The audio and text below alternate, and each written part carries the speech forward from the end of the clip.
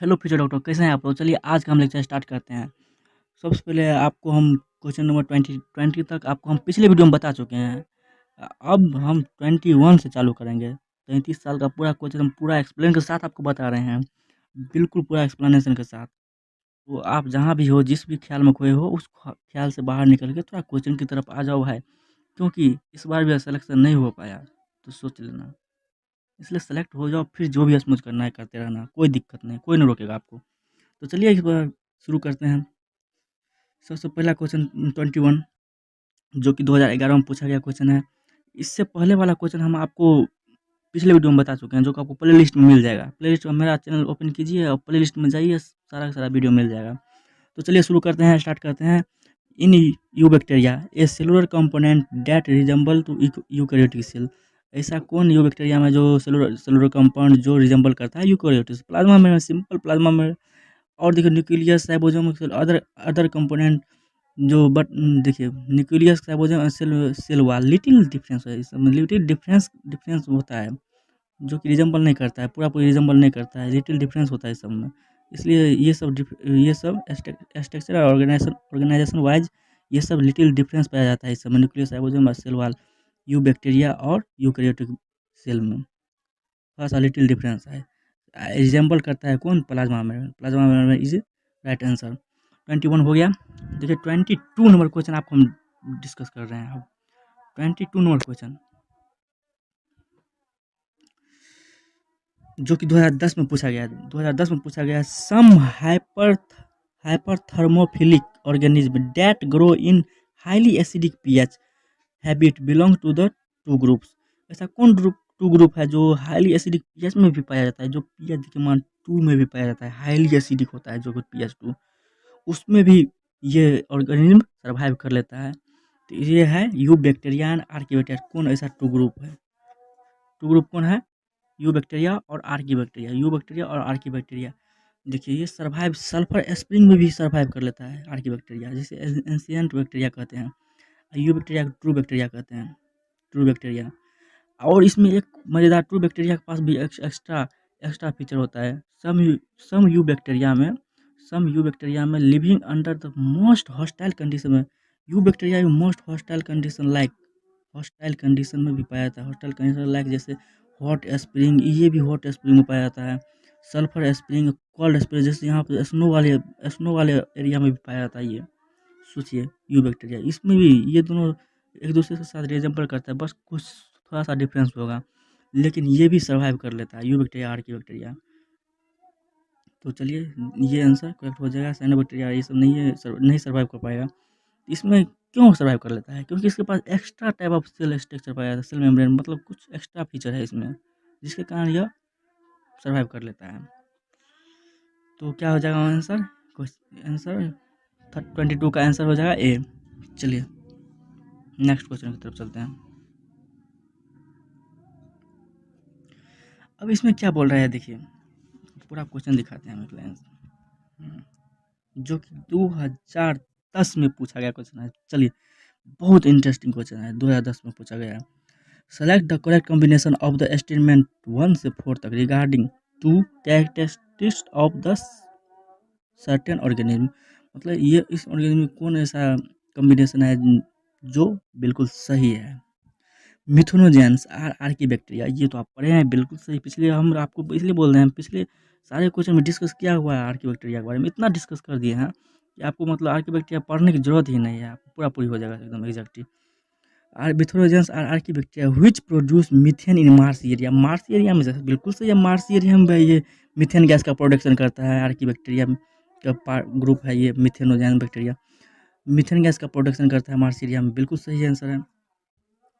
अब देखिए Nostoc is a filamentous blue green algae which fix atmospheric nitrogen. Yes, Nostoc and एनाविना, ये दोनों ऐसा है कि जो फिलामेंटस ब्लू ग्रीन एल्गी है, जो फिक्स करता है एटमॉस्फेयर में नाइट्रोजन फिक्सेशन।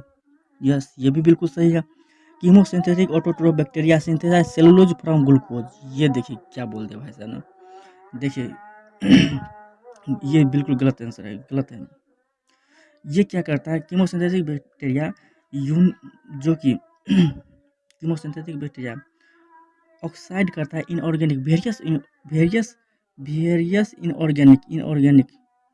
इनऑर्गेनिक सब्सटेंस को ऑक्सीडाइज करके कन्वर्ट करता है किसमें, नाइट्राइट नाइट्रेट्स और अमोनिया कन्वर्ट करता है इसको ऑक्साइड करके, जो कि जिसके प्रोसेस में ही एटीपी का प्रोडक्शन होता है। एटीपी का प्रोडक्शन जिसके यूटिलाइज किया जाता है बाद में किसी अदर फंक्शन के रूप में।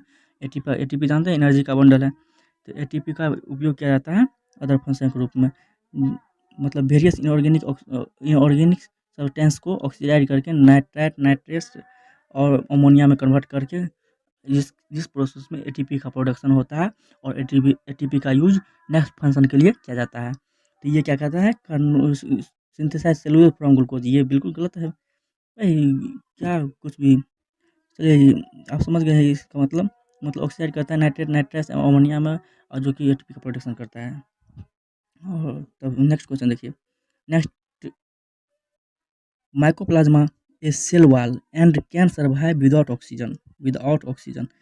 जी बिल्कुल ये सही है, आपने एनसीईआरटी में भी पढ़ा होगा। बिल्कुल, आप क्या यार, बिल्कुल सही है, एनसीईआरटी में पढ़े होंगे बिल्कुल।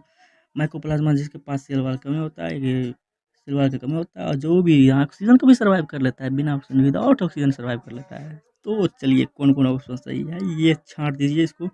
ये भी सही था, ये भी सही था, ये भी सही था। कौन कौन सही है भाई साहब बताइए जल्दी। ऑप्शन नंबर डी देखिए, 1, 3 एंड 4। थर्ड को हमने काट दिया, थर्ड को निगलेक्ट कर दिया। This this option number D. मेरा इंग्लिश कमजोर है थोड़ा बोलने में, सिर्फ बोलने में। तो ऑप्शन नंबर डी इज सही है, D is correct answer, sorry. D is बिल्कुल करेक्ट आंसर। चलिए तो अब नेक्स्ट क्वेश्चन की तरफ चलिए भाई।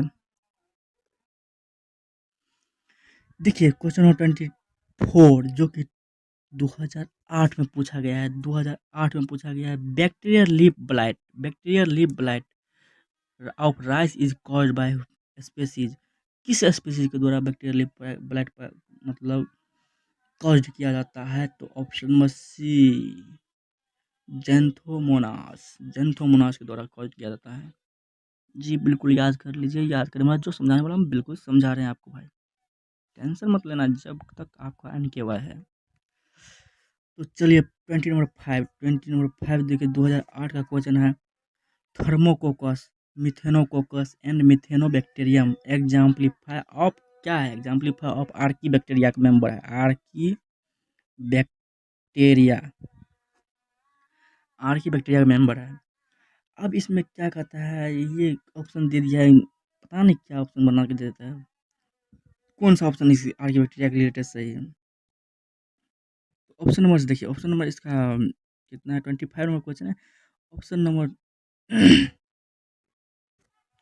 सबसे पहले आपको पता ही होगा, आर्की बैक्टीरिया का एक स्पेशल टाइप ऑफ सेल पाया जाता है, unique type of cell. Unique, sorry आपको दिख नहीं रहा होगा कहाँ पर लिखे हुआ है, आपको हम एक पेज पे समझाते हैं।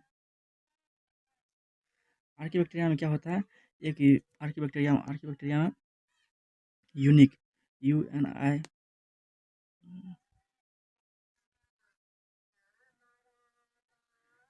यूनिक टाइप ऑफ सेल पाया जाता है, यूनिक टाइप ऑफ सेल पाया जाता है, जो कि मेड ऑफ होता है, made of polysaccharide polysaccharide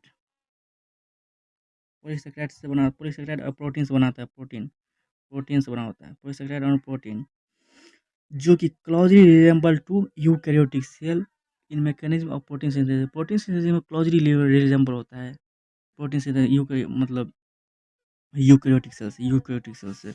Archie bacteria क्या होता है, क्लोजली रिजेंबल होता है। देखिए archaebacteria that contain protein homologous, protein protein synthesis में क्लोजली रिजेंबल टू यूकैरियोटिक से कोर ऑफ हिस्टोन।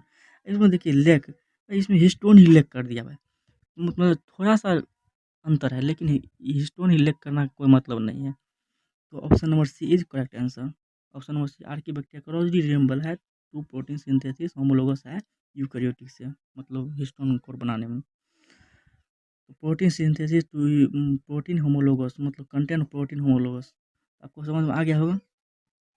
पूरा पूरी लेग स्टोन पूरा पूरी डिफरेंस नहीं है सब इसमें, जो आप जो कि बिल्कुल गलत दिया हुआ है इसमें। तो option number C is correct answer. Next question की तरफ चलते हैं, जो कि 2008 का क्वेश्चन है। पहले क्वेश्चन थोड़ा घुमा फिरा पूछा जाता था, अब तो बिल्कुल लल्लू टाइप का पूछ जाता है। In the light of recent classification of living organisms into three domains of life: bacteria, archaea, and eukarya. Which one of the following statement is true about archaea? मतलब आर्की बैक्टीरिया के बारे में बोल रहा है, कौन सा स्टेटमेंट आर्की बैक्टीरिया के बारे में सही है, बिल्कुल सही है। तो चलिए शुरू से फटाफट पढ़ते हैं। Archie bacteria completely differ from both prokaryotic and eukaryotic. भाई मतलब थोड़ा-सा डिफरेंस है, इतना भी डिफरेंस नहीं कि मतलब प्रोकैरियोटिक और यूकैरियोटिक तो कंप्लीटली डिफर मतलब बिल्कुल डिफर है। भाई वो भी तो मोनेरा का पार्ट ही है। आर्की बैक्टीरिया और यूकैरियोटिक बैक्टीरिया से बिल्कुल कुछ डिफरेंस हो जाएगा। थोड़ा-सा कुछ पार्ट में डिफरेंट है Archie bacteria. Archie bacteria completely differ from prokaryotic. Prokaryotic से कैसे डिफरेंस हो सकता है भाई? उसी से वो तो आया है इवोल्यूशन के दौरान। प्रोकैरियोटिक मतलब थोड़ा-मोड़ा रिजेम्बल मतलब थोड़ा-मोड़ा डिफरेंस होगा, लेकिन इतना कंप्लीटली डिफरेंस लगता है कि एकदम बड़ा एनिमल से तुलना कर रहा है, कंप्लीटली डिफरेंस कर दिया। ये भी बिल्कुल गलत है, ये भी बिल्कुल गलत है। काटते चलो सीधा फटाफट के अंदाज में। Archie bacteria resemble यूकैरिया in all respect. और ऑल रिस्पेक्ट में इसमें देखिए आर्की बैक्टीरिया को मतलब सभी रिस्पेक्ट में अलग ही कर दिया। लगता है कि किंगडम मोनेरा का पार्ट ही नहीं है, इसको किंगडम एनिमलिया में बैठा दिया, ऐसे बोल रहा है। कुछ भी बोल देता है ये यार ऑप्शन में। Archaebacteria have some novel feature that are absent in other prokaryotic and eukaryotic। ये देखिए कितने मजेदार बोल। कुछ नोबल फीचर है, कुछ सम नोबल फीचर जो कि एब्सेंट होता है प्रोकैरियोटिक है ना यूकैरियोटिक। प्रोकैरियोटिक है ना यूकैरियोटिक में कुछ ऐसा नोबल फीचर है जो एब्सेंट होता है। This option number D is बिल्कुल करेक्ट आंसर। मजा आता होगा भाई पढ़ने में, पढ़ लो भाई। कुछ नहीं लेके जाना है यहाँ से, सब कुछ मोह माया है। कुछ नाम कमा कर जाओ ताकि लोग भी कहें हाँ डॉक्टर साहब आ रहे हैं। तो नेक्स्ट क्वेश्चन है, 2022 में सिलेक्शन लेकर आना है भाई, पक्का लेना है। 2000 क्वेश्चन का 2007 का क्वेश्चन देखिए भाई साहब के लिए लाए हैं। मतलब पूरी क्वेश्चन आपको 33 साल का पूरा कवर कराएंगे, जो कि सारा क्वेश्चन पूरा हो जाएगा इसी के साथ। Which one of the following statement about the mycoplasma is wrong? कौन से स्टेटमेंट माइकोप्लाज्मा के बारे में रॉन्ग है भाई? पढ़ लेते हैं। They are पिल्यूरो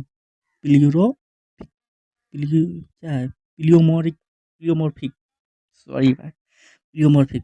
they are sensitive to penicillin. They cause disease in plant. They are also called PPLO. क्योंकि यह प्लियोमोरिक होता है इसलिए इसको क्या कहा जाता है, प्लियूरो निमोनिया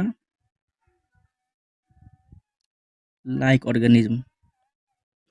प्लियूरोनिमोनिया लाइक ऑर्गेनिज्म क्योंकि प्लियोरोमॉर्फिक होता है इसके कारण इसको पीपीएलओ कहा जाता है। ये दोनों ऑप्शन तो बिल्कुल सही हो गया माइकोप्लाज्मा के लिए। They are sensitive to penicillin, बिल्कुल गलत आंसर है। इनसेंसिटिव होता है, इनसेंसिटिव। अब बताइएगा आपके सर सेंसिटिव किसके प्रति होता है? सेंसिटिव होता है ये टेट्रा। सेंसिटिव किसके प्रति होता है? टेट्रासाइक्लिन के प्रति सेंसिटिव होता है। टेट्रासाइक्लिन के प्रति यह सेंसिटिव होता है, इनसेंसिटिव होता है पेनिसिलिन के। तो रॉन्ग स्टेटमेंट पूछ रहा है तो ये बिल्कुल रॉन्ग हो जाएगा, बिल्कुल रॉन्ग, बिल्कुल रॉन्ग। तो चलिए नेक्स्ट क्वेश्चन की तरफ चलते हैं। Curling of leave is brought about by the activity of। अब कर्लिंग ऑफ टी क्या है? T leaf, curling of T leaf क्या है? ये कर्लिंग ऑफ टी लीफ,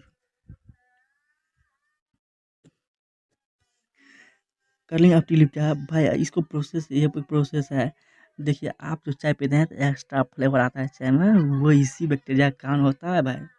इसी बैक्टीरिया के प्रेजेंस में होता है ये। इसी प्रोसेस के द्वारा क्या आता है, add special flavour, special flavour add special flavour add special flavour. इस प्रोसेस में क्या आता है, जो कि जिस एक्टिविटी ऑफ मतलब बैक्टीरिया की एक्टिविटी के कारण ये कर्लिंग ऑफ लीफ का प्रोसेस पूरा किया जाता है। ये प्रोसेस बहुत ही बेहतरीन है, जो कि आपको चाय में 4 चांद लगा देती है। तो चलिए ऑप्शन नंबर बी, इसके प्रेजेंस में क्या आता है? बैक्टीरिया के प्रेजेंस में। तो तो अब 20 नंबर 8 क्वेश्चन का आंसर हो जाएगा आपको बी। 29 नंबर क्वेश्चन आपको, चलिए शुरू करते हैं आपके स्क्रीन बोर्ड पे, यानी कि कॉपी पे। स्क्रीन तो नहीं, कॉपी पे अच्छा है। All of the following statement concerning the actinomycetes, filamentous soil, bacterium, Faencia, correct except that Frankia, मतलब फ्रेंसिया के अगेंस्ट कौन जा रहा है, एक ऑप्शन, जो भी ऑप्शन हो, कौन ऑप्शन एक्सेप्ट हो रहा है, विरुद्ध जा रहा है। तो इसमें हम बता दें आपको, सारा ऑप्शन बिल्कुल सही है। आप फ्रेंसिया का विरुद्ध एक ही ऑप्शन जाता है कि जो कि can fix nitrogen in the free living state.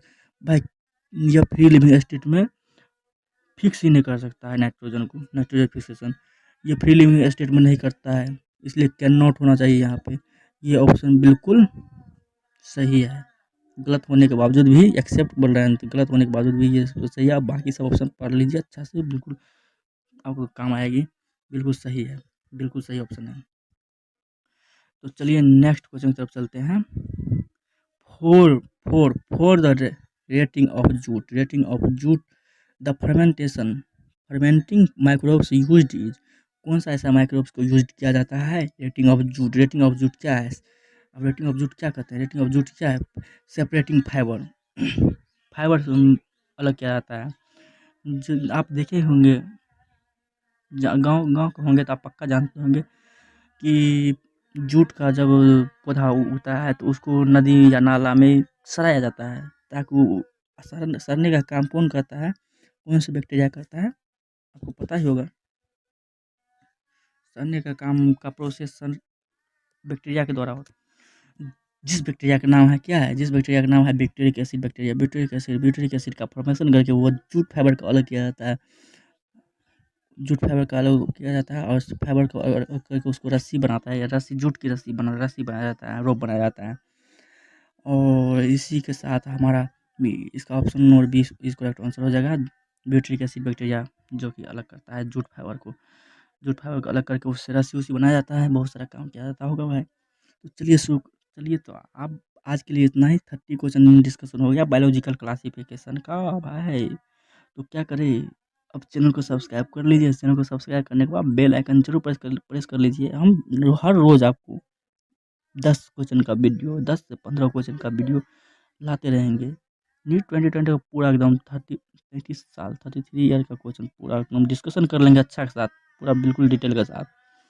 तो क्या, तो रहने दें, आज के लिए इतना ही। धन्यवाद।